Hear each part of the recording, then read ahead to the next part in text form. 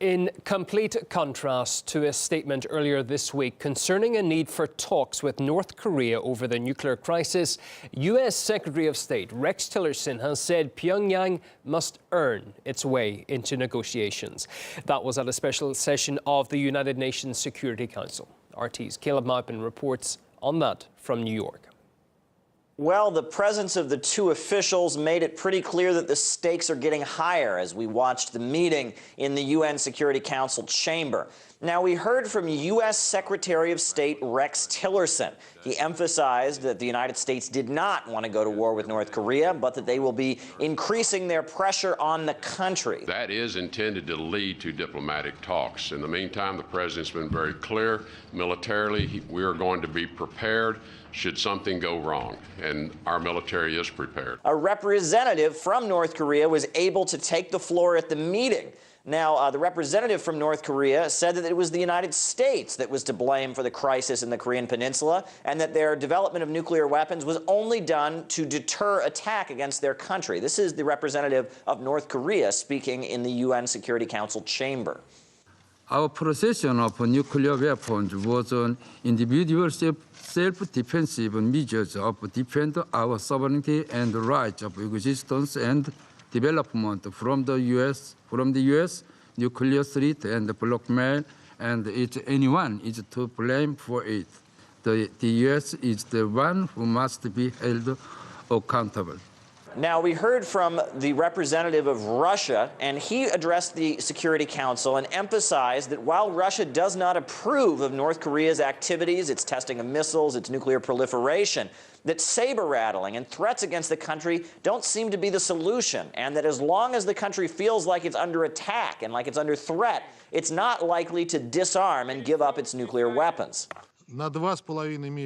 Washington and its allies responded to 2 months of silence from Pyongyang by conducting unscheduled military drills of an unprecedented scale next to the North Korean border in October and December, combined with new unilateral sanctions and adding the country to the list of terror-sponsoring nations. All of these moves make you wonder whether they even want to find peaceful methods of resolving the crisis. U.S. Secretary of State Rex Tillerson, in his remarks, accused Russia and China of not doing enough to help resolve the crisis by putting pressure on North Korea. This is despite the fact that Rex Tillerson outright rejected the proposal from Russia and China for a double freeze. Since the beginning of the crisis, Russia and China have called for a de-escalation of tensions by the USA and South Korea ending their provocative military exercises in exchange for North Korea ending its missile testing and its nuclear proliferation. Now, this proposal was outright rejected by Rex Tillerson, who said that U.S. talks with North Korea would not proceed with any preconditions. There would be no preconditions. He essentially ruled out the possibility of this double freeze as proposed by China and Russia. Now, Russia's President Vladimir Putin was speaking recently and spoke about the fact that the USA and Russia don't seem to be working together regarding the crisis on the Korean Peninsula. And when addressing that, he pointed out that often U.S. leaders seem to put Russia on the same level as North Korea and Iran in their international rhetoric, and that essentially the USA is coming to Russia for help with the North Korean crisis while not treating them with the proper respect and putting them essentially on the same level as North Korea. Tensions are pretty clearly high, as was illustrated on the floor of the Security Council in the proceedings that the world just watched. Well, let's talk through some of what we saw today with Eric Sirotkin. Eric is co-founder of Lawyers for Demilitarization and Peace in Korea, and it's always a pleasure to have you on the program, Eric. Earlier in the week, as we've just been hearing, Rex Tillerson, the U.S. State Secretary, said that the U.S. is ready for talks without preconditions. Why the apparent U-turn, do you think?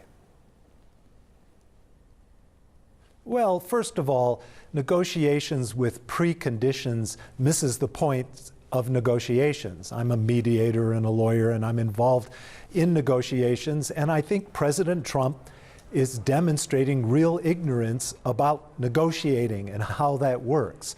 The reason you have to sit down is to avoid these kind of problems, not set preconditions. We've been through this for decades here, where the U.S. administrations have often said, We first need them to calm down. We first need them not to have tests. We first need them to not test a nuclear weapon. We need a period of quiet before we sit down. The point is the noise, the proliferation, the weapons are the exact reason we need to sit down.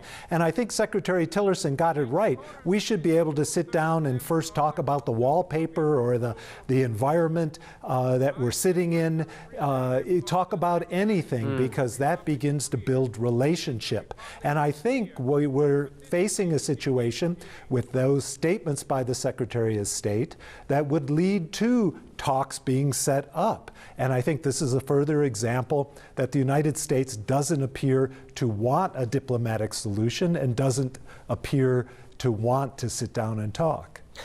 What else was said? Tillerson stated that the U.S. rejects the Russian-Chinese proposal for the so-named double freeze initiative, while also saying Moscow should do more to help. Is that inconsistent, do you think? Well, I agree that the international community needs to do more to put pressure on the parties to sit down, to demand that the parties sit down unconditionally. I mean, you have to remember the United States and South Korea and Japan and just a few countries have never even recognized the right of North Korea to exist, has not recognized them as a nation, has no diplomatic relations. So consequently, who you talk to and how you relate to them is always a little unclear. But the mutual freeze notion it's a good notion, and it can be part of negotiations. But realistically, again, it's just another example of preconditions. What should be demanded is talk and dialogue unconditionally so that you can go towards your common interests. Because in mediation or in any kind of negotiations, you need to start with one thing that's very important, which is what are your common interests? And the common interests here between North Korea and the United States is both arguably want peace, both arguably want safety and security and their borders protected and to be respected. Okay. I think you would get agreement that both sides want that commonality. Can I put just another point to you as well? I think you go from there. Yeah, the Russian envoy criticized the U.S. for saber-rattling, saying, and I'll quote, "It makes you wonder if they want to find a peaceful solution to the crisis." Does he have a point with that? Do you think that other world powers are perhaps concerned by how Washington is handling the situation? After 60 plus years of no treaty to end the war and just a temporary ceasefire in the armistice agreement since 1953, we are faced with that issue. Why has there not been a resolution and a permanent peace in Korea? And there's a lot of factors at play here. Korea is one of the largest importers of conventional weapons from the U.S. There's a lot of money involved in that. The U.S. military role in the region could be brought into question if there was peace in Korea, China, Japan as a region. There's a lot of factors potentially working against the idea of peace. However, as an international community and following the UN People's Right to Peace that was passed by the United Nations, we all have a right to demand our governments sit and negotiate and have peaceful resolutions to disputes. And this just isn't being required. No one's holding the United States feet to the fire to unconditionally sit down until there's a resolution to this issue so that we can work toward a non-proliferation and demilitarization of the Korean Peninsula. Eric, thorough analysis as always. Eric Sirotkin, co-founder of Lawyers for Demilitarization and Peace in Korea. Thank you.